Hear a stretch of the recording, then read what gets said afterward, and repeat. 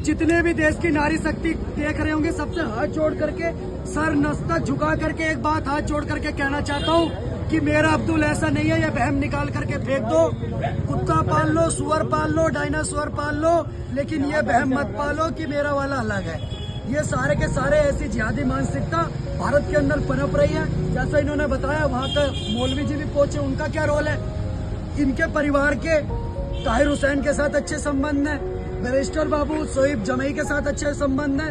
कहीं ना कहीं इसका पूरा तार AIMIM पार्टी से जुड़ा हुआ है, जो कि AIMIM पार्टी के असदुद्दीन ओवैसी से उनको पूरा संरक्षण मिलने का काम कर रहा है। दूसरी सबसे बड़ी बात मैं कहना चाहता हूँ आपके चैनल पर, आज मैं पूछना चाहता हूँ, अगर उधर से ताहिर हुसैन जैसे आतंकवादी, असदुद्दीन ओवैसी जैसे हिंदू मुस्लिम कराने वाले दंगाई अगर उनके साथ खड़े हुए हैं, तो भारतीय जनता पार्टी के 48 विधायक आज उस परिवार के साथ क्यों नहीं खड़े हुए? आज मैं पूछना चाहता हूँ, जिनको हमने चुन करके भेजा, कपिल मिश्रा जी, वो उस परिवार के साथ कब पहुंचेंगे? हालांकि उन्होंने आश्वासन दिया है कि इसके ऊपर कड़ी से कड़ी कार्रवाई होगी।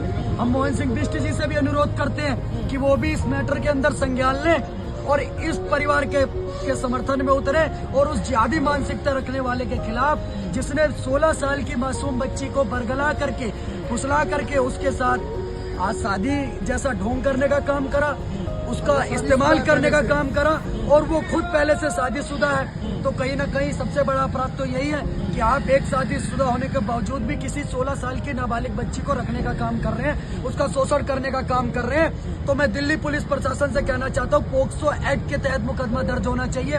उसमें उसकी बहन की संलिप्तता है, सारा खेल रचाया हुआ आरोपी की बहन का है, उसके खिलाफ भी मुकदमा दर्ज होना चाहिए। और तीसरी सबसे बड़ी चीज, इसके अंदर प्रशासन पूरा जिम्मेदार है। थाना प्रभारी हो या जितने भी पुलिस वाले हैं जिन्होंने उस आरोपी को थाने से भगाने का काम करा है, उनको निलंबन होना चाहिए और एक मिसाल बननी चाहिए कि दिल्ली पुलिस दिल की पुलिस है।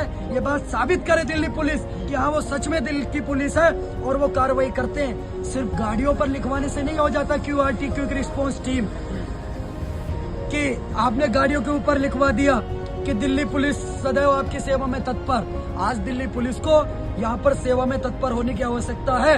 और तीसरी सबसे बड़ी चीज, उस परिवार को उनका हक मिलना चाहिए, न्याय मिलना चाहिए। अगर इस देश के अंदर अंसार रजा जैसे कबाड़ी को दंगा करने के लिए 1 करोड़ रुपए और एक सिलाई मशीन अरविंद केजरीवाल की सरकार देती है, तो आज इस पीड़ित परिवार को, जिस 16 साल के बच्चे के ऊपर पिता का साया नहीं है, अब वो कहीं काम नहीं कर सकती, उसका परिवार कहीं काम नहीं कर सकता, पूरे क्षेत्र में, इलाके में उनकी बदनामी हो गई है, तो उनको भी मुआवजा देने का काम ये सरकार करे।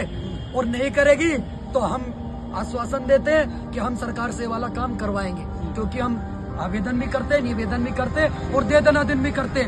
और दिल्ली पुलिस कमिश्नर से, साहब से तो हाथ जोड़ करके एक ही रिक्वेस्ट है, 2 घंटे के अंदर, सिर्फ और सिर्फ 2 घंटे के अंदर, क्योंकि पुलिस अगर चाहे तो आरोपी को पाताल से ला करके खड़ा करने का काम कर सकती है। चाहे 3 टीम बनाए, चाहे 4 टीम बनाए, चाहे 7 टीम बनाए, 2 घंटे के अंदर आरोपी को पकड़ करके थाने में पेश करे और मुकदमा दर्ज करने का काम करे।